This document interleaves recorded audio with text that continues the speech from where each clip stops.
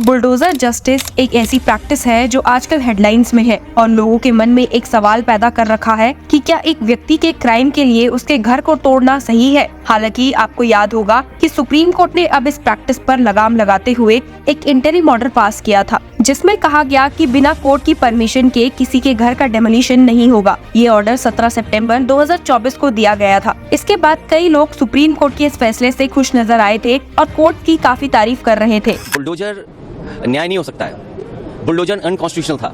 Bulldozer लोगों को डराने के लिए था। बुलडोजर जानबूझ करके विपक्ष की आवाज़ को दबाने के लिए था। मैं धन्यवाद और बधाई दूंगा सुप्रीम कोर्ट के इस फैसले को, जिसने बुलडोजर को रोकने का काम किया है। अब जब सुप्रीम कोर्ट का फैसला आ गया है, मैं समझता हूँ बुलडोजर रुकेगा और न्यायालय से न्याय मिलेगा। लेकिन अब कुछ ऐसा हुआ जिसने सभी को चौंका के रख दिया। जहां 1 अक्टूबर को सुप्रीम कोर्ट फिर से इस मामले की सुनवाई करने वाला था और जिसके लिए सब बेसब्री से इंतजार भी कर रहे थे, उसके ठीक पहले एक बहुत ही चौंकाने वाली खबर सामने आई है। और इंटरेस्टिंग बात तो ये है कि ये खबर सीधा सुप्रीम कोर्ट भी जा पहुंची है। आप जानकर चौंक जाएंगे कि सुप्रीम कोर्ट के 17 सितंबर को दिए गए ऑर्डर का उल्लंघन देखने को मिला है। यानी कि सुप्रीम कोर्ट के सख्त तौर पर ये कहने के बाद कि उनकी परमिशन के बिना कोई डेमोलिशन नहीं होगा, असम स्टेट में इस रूलिंग का उल्लंघन किया गया है और कुछ लोगों के घर तोड़ दिए गए हैं। है ना काफी चौंकाने वाली खबर। लेकिन सिर्फ इतनी सी बात नहीं है। अब जब भी ऐसे कंटेम्प्ट देखने को मिलते हैं तो इसके साथ इसके रिएक्शन के रूप में पिटीशंस भी फाइल होती है। तो उसी तरह एक नई कंटेम्प्ट पिटीशन 47 असम के रेसिडेंट्स द्वारा फाइल की गई है, जिसमें ये कहा गया है कि असम में सुप्रीम कोर्ट के ऑर्डर को तोड़कर उनके घर तोड़ दिए गए हैं बिना किसी प्रायर नोटिस के। और तो और इस पिटीशन के फैक्ट्स काफी शॉकिंग है। जहां एक और सुप्रीम कोर्ट ने केस में सुनवाई के दौरान बहुत सख्त फैसले दिए थे। जस्टिस बी आर गवई और जस्टिस के वी विश्वनाथन की बेंच ने ये कहा भी था कि क्या एक घर को बस इसीलिए तोड़ा जा सकता है क्योंकि वो एक आरोपी का है या फिर एक कन्विक्ट का है। उनके इस सवाल से और ऑब्जर्वेशन से ये क्लियर था कि सुप्रीम कोर्ट के इस एक्शन का मकसद एक पैन इंडिया गाइडलाइन बनाना है ताकि हर जगह डेमोलिशन के लिए एक प्रॉपर प्रोसेस फॉलो किया जा सके। सुप्रीम कोर्ट ने तो ये भी कहा था कि अगर कंस्ट्रक्शन अनऑथराइज्ड है तो ठीक है, पर इसमें भी कुछ स्ट्रीमलाइनिंग होनी चाहिए। हम एक प्रोसेस तय करेंगे। ऐसे में ये नई कंटेम्प्ट पिटीशन जो असम के कामरूप मेट्रो डिस्ट्रिक्ट का है, जहां कचतोली पत्थर और उसके आसपास के इलाकों में रहने वाले लोगों के घर को डेमोलिशन के लिए मार्क किया गया है बिना किसी प्रायर नोटिस के, सुप्रीम कोर्ट जजेस के लिए एक बड़ा शॉक साबित हो सकता है। पिटीशनर्स का कहना है कि वो लैंड पे कानूनी तौर पे रह रहे हैं क्योंकि ओरिजिनल पतादर्स जो ट्राइबल कम्युनिटी से हैं ने उन्हें वहां रहने दिया है। पिटीशन कहती है the petitioners have been residing in the said scheduled lands for around last 7 to 8 decades since generations,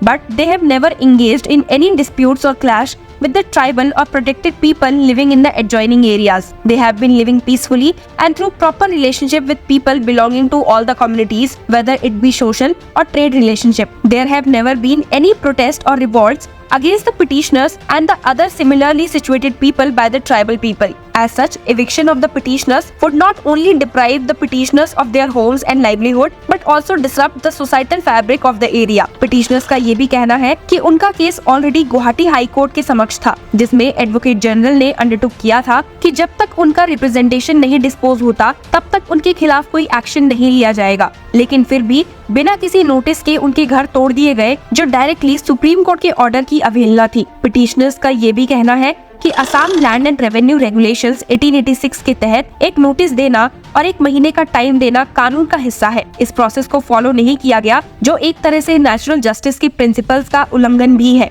जैसे ऑडी अल्ट्रम पाट्रम, जिसमें हर व्यक्ति को अपनी तरफ से बात रखने का हक दिया गया है। ये भी कहा गया कि बिना किसी सुनवाई के उनका घर तोड़ दिया गया, जो आर्टिकल्स 14, 15 और 21 के तहत उनके हकों का उल्लंघन है। आपको याद होगा कि कोर्ट ने ये बात रखी थी कि डेमोलिशन सिर्फ तब होना चाहिए जब इलीगल कंस्ट्रक्शन हो, पर एक आरोपी होने का मतलब ये नहीं है कि उनके घर को तोड़ दिया जाए। जस्टिस विश्वनाथन ने कहा था, पहले नोटिस इशू करो, जवाब देने का वक्त दो, फिर लीगल रेमेडीज का वक्त दो और तब डेमोलिशन का ऑर्डर लगाए। इस केस ने एक बार फिर से अटेंशन ड्रॉ की है बुलडोजर जस्टिस के ऊपर, जो कुछ राज्यों में एक नए तरीके की तौर पर इस्तेमाल किया जा रहा है। आपको बता दूं कि कंटेम्प्ट पिटीशन के साथ साथ एक नई इंटरवेंशन एप्लीकेशन भी फाइल की गई है by UN special rapporteur professor Balakrishnan Rajagopal, जो कोर्ट को इंटरनेशनल ह्यूमन राइट्स लॉ के पर्सपेक्टिव से गाइडलाइंस फ्रेम करने में मदद करना चाहती है। यूएन एक्सपर्ट का कहना है कि ये arbitrary demolitions international human rights law के खिलाफ है, क्योंकि ये डिस्प्रोपोर्शनेट हैं और बिना ड्यू प्रोसेस के हो रहे हैं। उन्होंने बोला है that arbitrary demolitions carried out for purportedly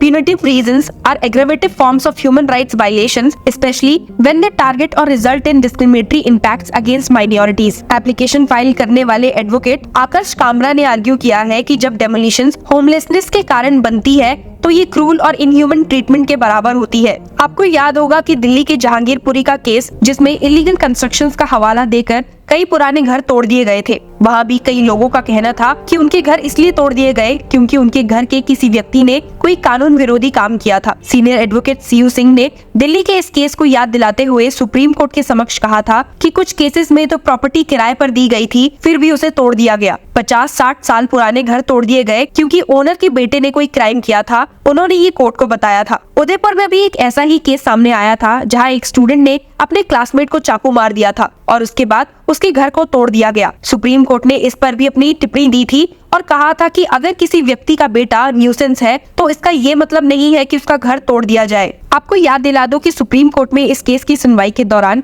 एक और इंटरेस्टिंग बात हुई थी। सीनियर एडवोकेट दुष्यंत दवे ने इस प्रक्रिया को रोकने के लिए एक डायरेक्शन मांगा था, जबकि सॉलिसिटर जनरल तुषार मेहता ने कहा था कि डेमोलिशन सिर्फ तब होना चाहिए जब स्ट्रक्चर इलीगल हो। जस्टिस गवई का कहना था कि हम एक प्रोसेस बनाएंगे जो पूरे देश के लिए हो। आप कहते हैं डेमोलिशन सिर्फ तब हो जब म्युनिसिपल कानून का उल्लंघन हो। इसमें एक गाइडेंस की जरूरत है और इसको डॉक्यूमेंट करना होगा। सुनवाई के दौरान सॉलिसिटर जनरल मेहता और दुष्यंत दवे के बीच एक हीटेड एक्सचेंज भी देखने को मिली थी, जब सॉलिसिटर जनरल ने कहा कि अगर ये गंदा करना चाहते हैं, तब दवे ने तुरंत रिस्पॉन्ड करते हुए कहा था कि गंदा मत कहिए, आप हमेशा बेल्ट के नीचे बात करते हैं, आप सॉलिसिटर जनरल हैं, इस तरह से बिहेव करिए। कई लोगों ने इस प्रक्रिया को कलेक्टिव पनिशमेंट के रूप में देखा है जो कानून के मुताबिक सही नहीं है। जस्टिस गवई ने एक एफिडेविट का उल्लेख किया था जो उत्तर प्रदेश सरकार ने दिया था, जिसमें कहा गया था कि इमूवेबल प्रॉपर्टी को सिर्फ कानूनी प्रोसेस के तहत ही तोड़ा जा सकता है। बेंच ने कहा था कि वो एक पैन इंडिया गाइडलाइन बनाने की सोच रही है ताकि इस प्रक्रिया का दुरुपयोग रोका जा सके। क्रिटिक्स का कहना है कि ये देखा गया है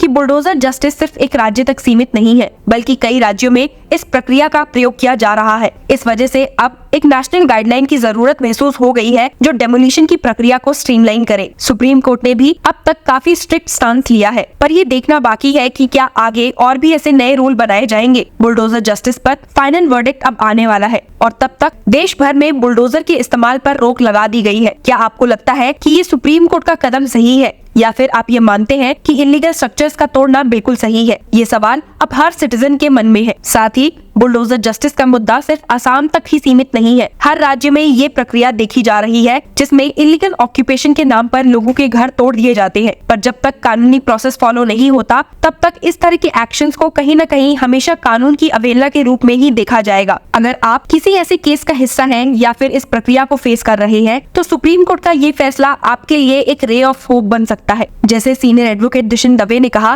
कि बुलडोजर जस्टिस एक डेमोक्रेसी में सही जगह नहीं रख सकती। Share your views and stay tuned for other stories.